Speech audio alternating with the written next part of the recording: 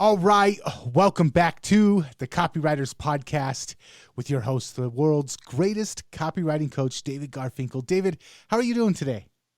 Nathan, I'm good. How are you? I'm fantastic. For the video viewers, they have the privilege of seeing a really phenomenal Pinky in the Brain hat that you're wearing today. It's got brain, bright blue with some electric lightning bolt shocks radiating off of his head, and I think it's my favorite Pinky in the Brain hat of yours that I've seen you wear. I know you like the color blue. And by the way, you mentioned that there was a little bit of snow on the ground in Colorado today. Oh my gosh. So as we're recording, overnight we got 6.5, 7 inches of snow. And I went to go get some Starbucks before we went to record today, and I got stuck in the snow. I was afraid I wasn't going to make it back on time, but one of my neighbor guys helped me out. Well, on behalf of the Copywriters podcast, thanks to your neighbor guy. Absolutely. Let's talk about staying with big copy projects. I mean, this is a problem for all of us. You can put together an email once you've gotten good at it, an hour or two, but there are these projects that last weeks and weeks and weeks and months sometimes. And, they say begun is half done, right? That's true, but then there's the other half, and that's where we run into trouble sometimes. The half that's not done yet, but still needs to get done. So we've covered the steps of how to write a sales letter before, and we'll cover it in the future. But that's not what I want to talk about today.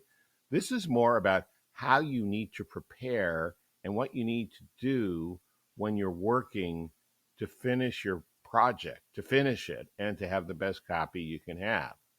And I'll give you a hint as to where we're going. I've invented something called the frustration flow scale. So all the way to the left is frozen in frustration, and all the way to the right in the scale is floating effortlessly in flow, effortless and fun. The trick is to get on the right side of the scale and stay there for as long as possible, as often as possible. So all the things we're going to talk about today are ways to get to and stay on the right side of the scale, of the frustration flow scale, as much as possible. Not so much so you have a nice day, as if you are in a flow state, you're much more likely to get your project done. So look at it this way. You're doing a jigsaw puzzle. You've got this round piece and a round hole where it looks like it should fit. Frustration would be struggling and pushing and scrunching and scheming to get the round piece in the round hole. Flow would be just slipping it in without so much as giving it a second thought. I would hope, however, that you give a second thought to this. Copy is powerful. You're responsible for how you use what you hear on this podcast, and most of the time, common sense is all you need. But if you're making extreme claims and if you're writing copy for offers in highly regulated industries like health and finance and business opportunity, you may want to get a legal review after you write and before you start using your copy. My larger clients do this all the time. So what we're going to do today is figure out the steps you need to take ahead of time to get to flow as the end result. It's how we want our work to go, but you can't just drop into flow without being prepared. Frustration will derail you over and over again if you haven't done certain things ahead of time to present it. Think of frustration as a series of detours that keep you from arriving at flow. It's much harder to keep going on a big project when you keep banging your head against the wall, or you get your momentum interrupted because there are things that need to be done before you can move forward. Today's show is about heading them off at the pass. That is, clearing away the frustrations in advance, or doing what you need to do ahead of time to be prepared for steps in the process so they don't turn into huge stuck points that mire you down. We're going to move quickly through 3 sets of skills and knowledge that will help you get the dang thing done. First, mechanics. Second, market knowledge. And third, mindset. And I'll suggest some resources along the way to help you with these things. Because we're going to cover so much stuff in such a short time, in today's show notes, I've put together a cheat sheet of these skills, the kind of knowledge you need to line up, as well as the resources I mentioned in the show. I almost said in the snow. You got me thinking about snow, Nate, in the show. So let's get started. The first set is mechanics. And I have an online music teacher named Guy Mitchellmore, and he has a very important suggestion. It's for learning to compose music, but it would work just as well in this case for copywriting. He's repeated it several times, and this is his suggestion: learn to do the little things extremely well. So, what are those little things in copywriting? There's a lot of them, but for a big project, I've identified five. And if you can get these down, every big project will go a lot easier. First one is breaking a complex idea into smaller parts. This principle is well known. You know, it's easier to eat an elephant one bite at a time if you're into eating elephants. In law firms, the prize activity of breaking big problems into smaller connected problems is reserved for the most talented senior lawyers. But copywriting is not as complicated as the law. We all pretty much know what the different parts of a sales letter or a video sales letter script are: the headline, the lead, the story, the offers, the bullets, guarantee, the call to action. And there are other parts sometimes too, but that's not a big mystery. The problem for copywriters sometimes comes with the mechanism, how the product works, and the offer, what the prospect gets. These are both a little trickier to break down into smaller bite sized pieces. And this is something you can learn to do over time. One way to speed up your learning curve so you'll be closer to ready the next time you face a big project is on page of 117 of Alex Hormozy's book, $100 million Offers, where he shows you how you can take one idea, an offer, and break it down into smaller pieces, many of which will be bonuses. And in that case, you've got the sum of the parts greater than the original whole. That's not what I'm talking about here, but the skill is the same: breaking down something that's an idea into smaller parts. Whether or not you increase the perceived monetary value, it will be more valuable to you because it will be easier for your prospects to understand, and therefore they will be more likely to buy. And a higher conversion rate means more value. So I got a lot more, but does this bring anything up you want to say real quick? All I can say is that book that you just mentioned, what is it, $100 million Offers, is Yeah. phenomenal. I think it's going to be part of a series, but I picked it up a few months back and just ran through it, and it was an amazing book. So that's all I have to add. Yeah, and I've got it mentioned in the show notes and a link to Amazon. I totally agree. That book is amazing. All right, number 2 of the 5 little things: mapping out your sales letter into chunks and doing one chunk at a time without worrying about the other ones while you do it. At first, this is as simple as creating category, headline and lead, opening story, objections, and so on. The trick is to focus on just one at a time when you're working. And if you know what that one piece is, you can rest easy that the other ones are not just thoughts that could evaporate in the blink of an eye, but instead they're sitting there on paper or electronically, patiently waiting for you to get to them. And it's much easier that way to focus calmly on just one of the pieces. And we'll talk more about focus in part 3 of this podcast, Mindset. But in terms of creating a visual of your entire sales letter, this is where learning to create a mind map on paper or using a mind map app comes in handy. I've tried a lot of them, and currently my favorite one is Mind Maple for Mac.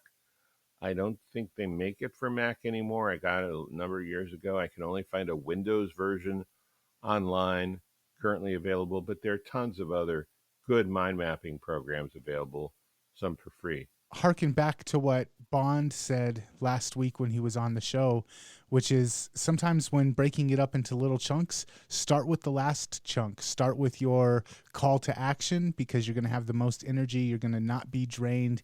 And also, it gives you something to work towards. If you've got that I'm working towards this call to action, then you can make sure that the rest of it stays in alignment with that final destination. So I like this idea, but maybe once in a while try starting from the end, start with the end in mind. No, I think that's great. And, my idea has always been start with the offer, but I think starting with a call to action is even better. Still helps to map it out so you know how you're getting there. Mhm. Okay, so um, the third thing you want to get really little thing, not this one's not so little, but it's getting human stories. You need to know how to do this, especially for a long sales letter if you want to stand a chance of making what you have to say credible.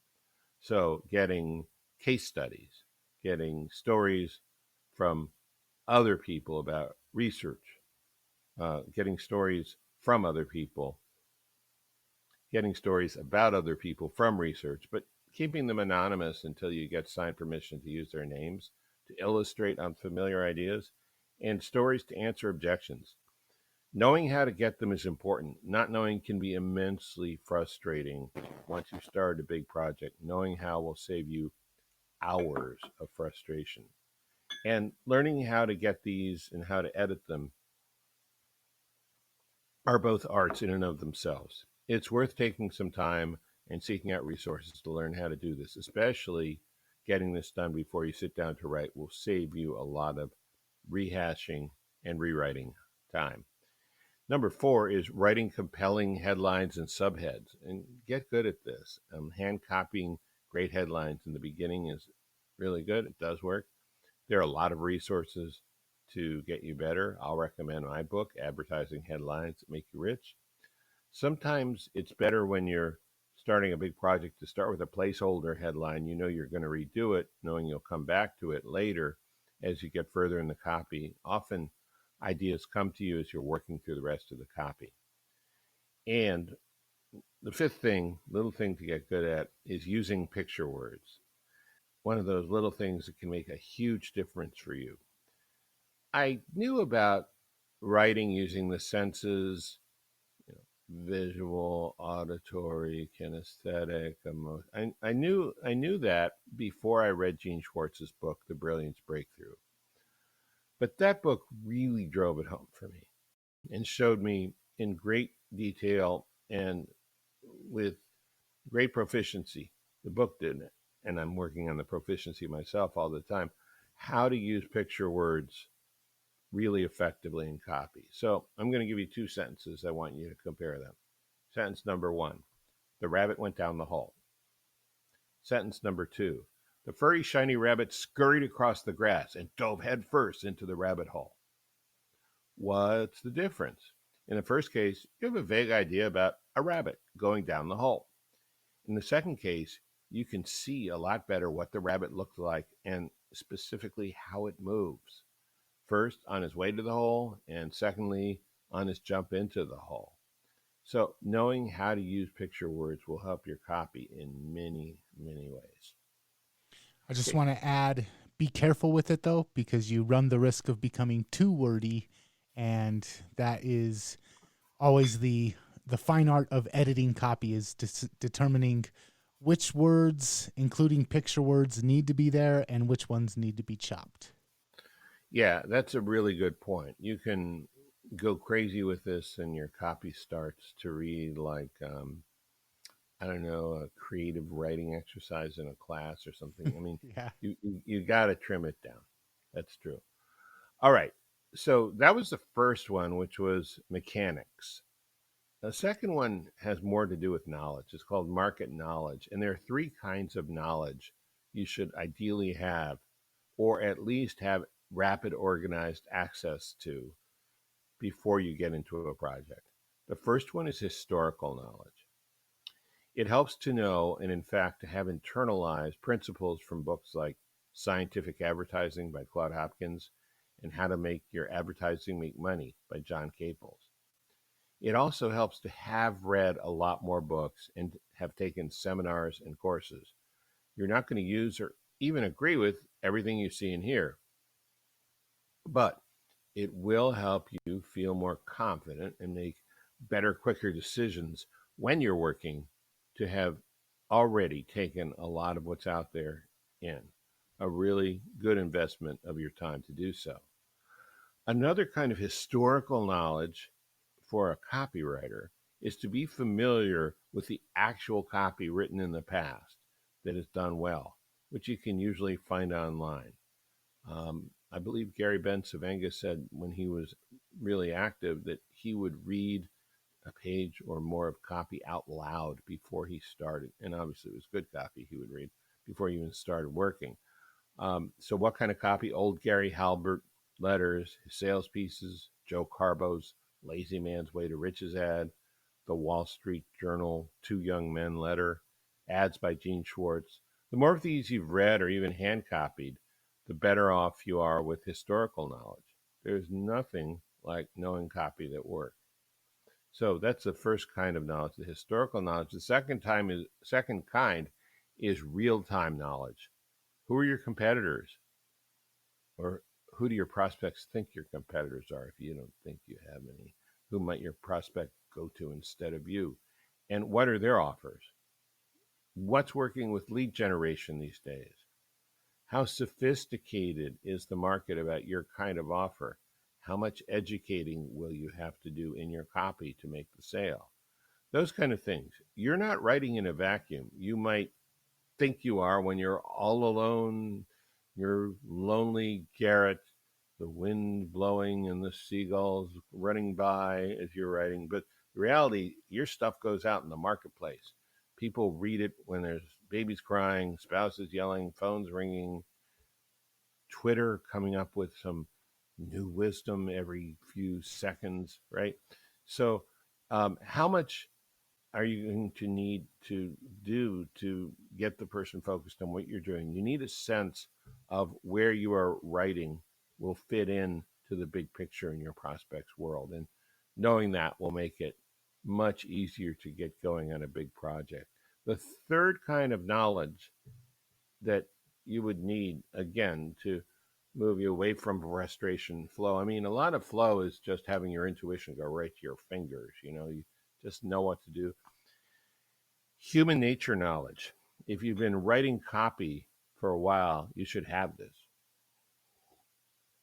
First of all, conventional wisdom about human psychology doesn't work at all. It's usually wrong. Secondly, oversimplifications like, oh, there are only two emotions in people, fear and greed. That can be useful shorthand once you've been around a while and you understand how to take that a little deeper and what it really looks like. But it's dangerous to believe that fear and greed are all there is until you have some actual experience and understand those subtle variations and the exceptions to this rule. And if you're new, you should find out about human psychology as marketers see it, and you should sell to that psychology. A couple of books that will help you out are How to Write a Good Advertisement by Victor Schwab, especially Chapter 2, and Triggers by Joe Sugarman. And again, we've got links for all this stuff in the show notes at copywriterspodcast.com, or if you're watching this on YouTube, in the notes underneath. Okay, now we have the mechanics and the marketing knowledge. And when you have those in your toolbox, you've removed a lot of the roadblocks and you've eased the frustration that would have otherwise come up for you as you head down the path to complete a project, which means it's a lot more likely to get done. And getting done isn't a foregone conclusion. You may have to put some effort into it. But the third piece, which is really only of limited value until you have the first two under control, is mindset. It's limited because, see, you can be as positive in your emotions as you want. Yes, you really can. But if you don't have the skills and the knowledge down to at least the minimum necessary degree, you can get the project done, but you're going to keep running into frustrating roadblocks. So bear all that in mind as we get into mindset. To complete a project without wanting to give up or without it taking forever, you need to know about the 4 F's. No, not those 4 F's. If you went to junior high school around the time that I did, I'm talking about these 4 F's: focus, flexibility, faith, and The first three lay the groundwork for number four, which is flow, the ultimate grand prize, flow. So, first mindset thing you need to do, get under control, is focus, at least for a little while, maybe 20 or 30 minutes. Take breaks when you need to. Once you get absorbed in what you're doing, you can focus for longer periods. But if you can't focus at all, you're going to have an extremely hard time getting a project done. One thing I found useful for focus is an app called Brain.fm. They gave me a review copy, and I found it helps a lot to put on the headphones and listen to their specialty music for certain tasks. Nathan, you mentioned earlier to me that you use meditation. Do you want to talk about that at all? Yeah, so I do a fourfold breath meditation each morning and each night where I just spend time breathing in for 4 seconds, holding it for 4 seconds, breathing out for 4 seconds, and then holding out for 4 seconds, and then just focusing exclusively on my breath for as long as I can. And I find that it really helps me when it comes to writing because having that practiced focusing, practicing in the morning, practicing at night, when I sit down at the computer to write, like you mentioned, Twitter and Facebook and all of these different things. I mean, the whole world's right there at your fingertips. It's really easy to get distracted, but when I spend time each day focusing on my breathing, it helps me stay more focused on my writing or any other situation that I'm in. When I'm spending time with Bella, I'm able to focus more with that. When I'm spending time doing pretty much anything in life, I'm able to be more present. And it's one of those, how you do one thing is how you do everything. If you learn how to focus on your breathing, it helps learning how to focus on whatever other tasks you're doing throughout the day. That's awesome. Yeah, really good advice. I meditate as well, but I don't have nearly as structured or intentional a process, but at least I do it every day. So that's something. Um, Flexibility is the second F. And flexibility, here's what it means here: there might be more than one way to get a result or do a particular part of a project. Flexibility does not mean glossing over important details like an amateur or playing fast and loose with the facts like a bad propagandist. Sometimes flexibility means knowing when to abandon a project. This is not, by the way, when the going gets tough. There are bound to be rough spots and seeming impossibilities on every project. Flexibility means being willing to try more than one way to solve them. Flexibility also does mean, and this is rare and should only be used on those rare times when you use it as a last resort. Flexibility means knowing when to give up and throw in the towel. Some projects are just never going to happen no matter what. And flexibility is required to let go when it's so obvious there's nothing more you can do. But for completing projects, flexibility usually means being willing to try more than one approach without beating the hell out of yourself for not choosing the right one in the first place. After all, sometimes you never really know what will work until you try it. Number three, the third F is faith. And this does not mean religious faith, although sometimes that surely helps. No, the faith I'm talking about here is a faith in your methods and a faith in yourself. A belief that even if the end is nowhere in sight and you can't entirely see how you're going to get there, knowing that you will if you stay the course and follow the plan. That kind of faith. And the fourth F, it's the big prize. It's the goal we've been going for all along. It's the flow state. Like when the round jigsaw puzzle piece slips into the round hole effortlessly. Flow is about as effortless a state as you can get into when you're working. And what happens is you're relaxed enough to know all the pieces are in place or in easy reach, and you don't need to worry about what to do or how to do it. You just do it. I'm not an expert on the flow state, but I'm familiar with it. I know that it happens when I've taken care of most of the steps above. I can't tell you exactly how I get there, but I've done it often enough so I have confidence that when I've done the right prep, I'll get there again when I need to. And there are a couple other things that will help you get in the flow state. One, liking the project you're working on, and two, liking writing copy in the first place. And I know that's not always the case for everyone, but the more you can make it so, the better things will go for you. Okay, so that was a metric ton of stuff. What do you think? Two things. Number one, flexibility. I have learned to become flexible with my expectations about things. Specifically, I think this headline's going to work, but one of the guys I'm working with thinks this other headline is going to work. And instead of being stubborn and saying, we're just going to go with my way, being willing to say, hey, I'm willing to test them. And if I'm wrong, I'm willing to be wrong because it's going to make the client money. So flexibility in that aspect is really good for a copywriter. The other thing, and this is, I believe I first heard this in a recording of Eugene Schwartz. He was talking about the Pomodoro timer technique, where Mm-hmm. he sets a timer for a specific amount of time to work, and then he deliberately takes a break. Sometimes having that time to take a break and go for a walk or just walk around the house or get some fluid in you. For me, sometimes it's smoking a bowl and then going for a walk. And then all of a sudden I get back in the flow state. So sometimes when you were talking about hitting your head against that brick wall earlier, sometimes just knowing when to take a break and even scheduling a break will help you stay in that flow state. Yeah, as you get better at this or more experienced at this, writing copy, doing projects, you tend to be able to write in a more concentrated way, more intensely.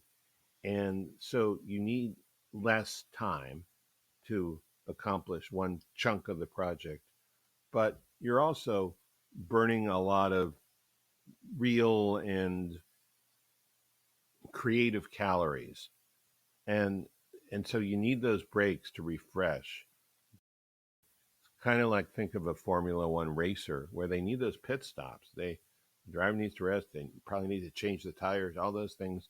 If you're doing these very concentrated small segments, you also need to air it out a little bit, smoke a bowl, whatever. Yeah. Both David and I live in states where smoking a bowl is legal. So take that in mind when you listen to us talk about it. Yes. All right, David, a fantastic episode. We did a previous episode where you were talking about just kind of collecting everything and making sure you had all the pieces in place and letting it kind of come to a boil before you started putting pen to paper. And I think that a lot of this that we went through today is very similar to that, where it's kind of a collection process. It's getting your wits about you and making sure all of the pieces are in place. That way, once you sit down to write, it's all there. The whole all the ingredients are there, ready to turn into the stew. Absolutely. One thing that has become more and more apparent to me the more I do this is something Gene Schwartz said in a lecture at Rodale Press. It sort of floats around the internet. I don't think anyone has officially published it. He said that copywriting is not writing, it's assembling. Now, obviously, literally, there is some writing involved, but when you look at it that way, first of all, it's not as overwhelming. I probably should have included that officially, but I'm including it officially now. How's that? The other thing is, if you're assembling, then I guess you need to have the pieces. Either you have the pieces beforehand or you create them from scratch while you're doing your copywriting. I would think it's probably better to have a lot of them pre-assembled. It really doesn't take away from your spontaneity or your creativity. What it does is it frees up your brain to figure out the best way to do it or the best way to tweak it. You know.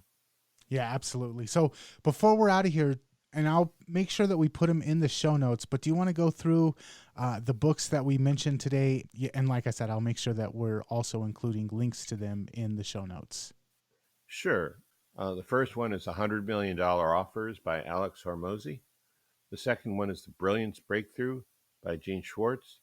Third one is Advertising Headlines That Make You Rich by yours truly. The fourth one is Scientific Advertising by Claude Hopkins. Fifth one is How to Make Your Advertising Make Money by John Caples. The sixth one is How to Write a Good Advertisement by Victor Schwab. And the seventh one is Triggers by my friend Joe Sugarman.